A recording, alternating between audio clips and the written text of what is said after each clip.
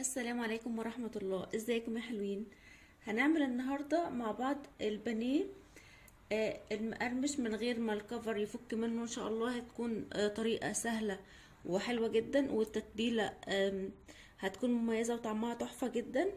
هنعمل ايه؟ في بولة بصلاية صغيرة مبشورة ناعم، عليها بهارات. البهارات هي ايه؟ ملح، فلفل اسود، كمون، آه، نص معلقة ونص معلقة وربع معلقة من الهيل المطحون او الحبهان، ومعلقة صغيرة كاملة من الملح. ده المقادير دي بنات لنص كيلو من البانيه. ومعانا هنا ليمونة كاملة، ممكن نحط نص ليمونة، ومعلقة صغيرة من الخل، بس انا هحط الليمونة كاملة، هستغنى عن الخل. ومعانا ايه تاني؟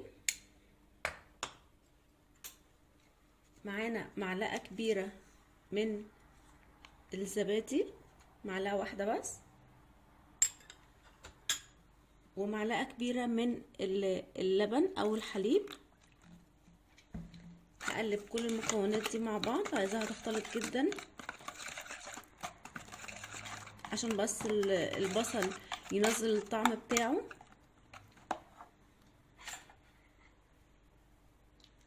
وبعد كده هنزل معايا بالبانيه بتاعي، لازم يكون متقطع رفيع. هنشيل الوسك.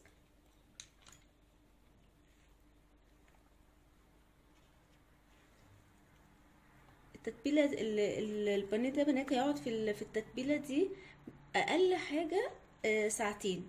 ده اقل وقت ممكن يقعد فيه عشان بس ياخد من طعم التتبيله. طب ممكن يقعد معايا قد ايه غير الساعتين؟ لا، ممكن يقعد بقى فتره اطول من كده بكتير، من ساعتين، 4، 6، قدامنا لحد 24 ساعه. ممكن البانيه يقعد في التتبيله من غير ما يجرى له اي حاجه. بالعكس، كل ما بيقعد فتره اطول بيدينا طعم احلى. انا ممكن ابيته كمان، اعملهم بالليل وابيته في التتبيله دي. يا اما مثلا انا بعمله الصبح بدري واعمله على الغدا، بيبقى طعمه برضو حلو جدا. بس عادي ان الناس مثلا اللي بتشتغل او ما عندهاش وقت الصبح ممكن تعمله من بالليل وتسهل على نفسها خطوه. دي كده اول خطوه معانا.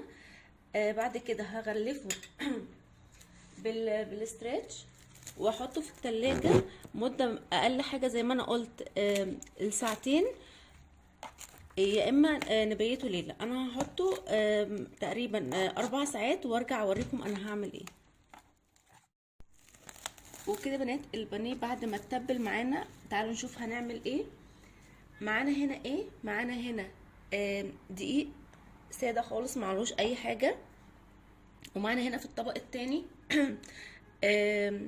بقسماط ناعم جدا، ودقيق ابيض عادي جدا. وده بنات اللي هو بتاع الكنتاكي اللي بتباع عند العطار او في اي سوبر ماركت كبيره، اللي هو زي رقائق الكورن فليكس كده بس مطحونه. هقلب كل الحاجات دي مع بعض، بس الاول هحط لهم قولوا معايا كيس من الفيجيتار. هحط نصه هنا ونصه على الدقيق. هقلب كويس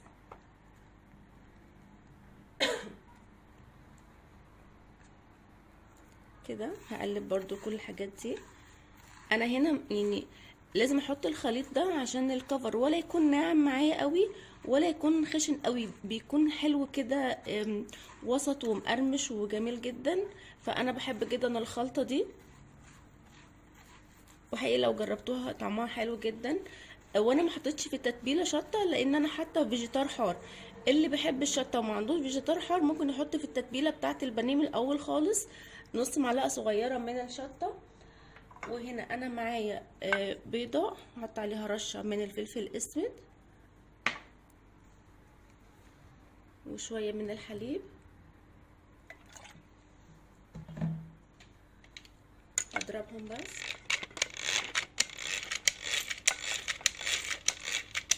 اخلطهم كويس عشان بس البيضه تدوب معايا كويس.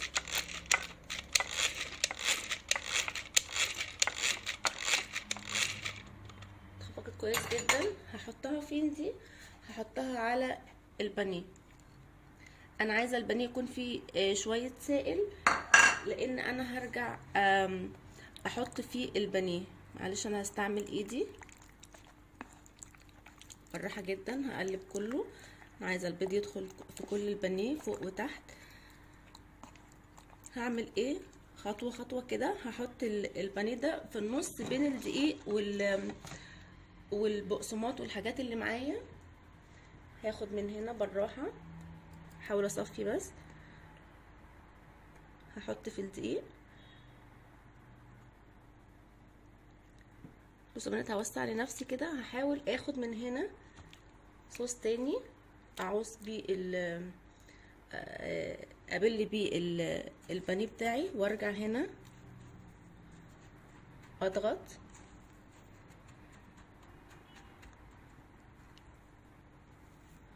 وكده البانيه بتاعي بقى جاهز. اعمل كمان واحده. هناخد من هنا هبلها في الصوص، التتبيله اللي هي عندنا من الاول، هحطها في الدقيق.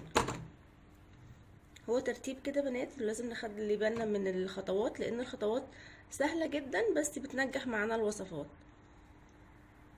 هرجع تاني احط في الصوص واحطها في الخلطه التانية بتاعتي.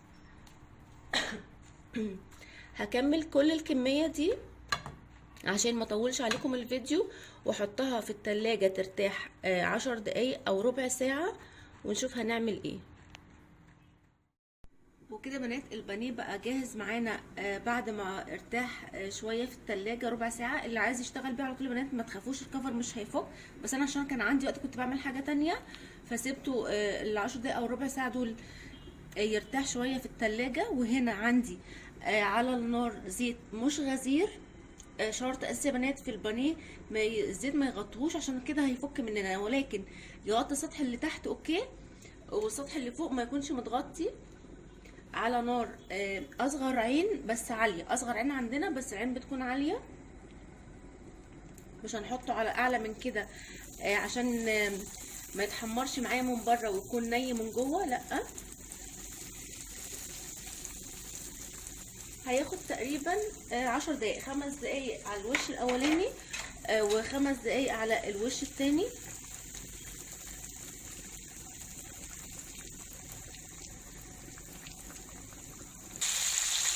كده بنات البانيه بتاعي اتحمر. بصوا قد ايه حلو ومقرمش والكفر ماسك، ما تخافوش ابدا.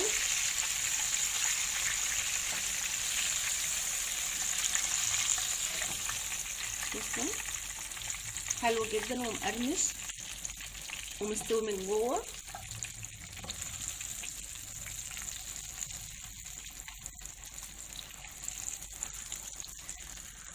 نخلي بالنا من الزيت. الزيت خطر جدا، فنخلي بالنا واحنا بنتعامل. بصوا قد ايه هو حلو.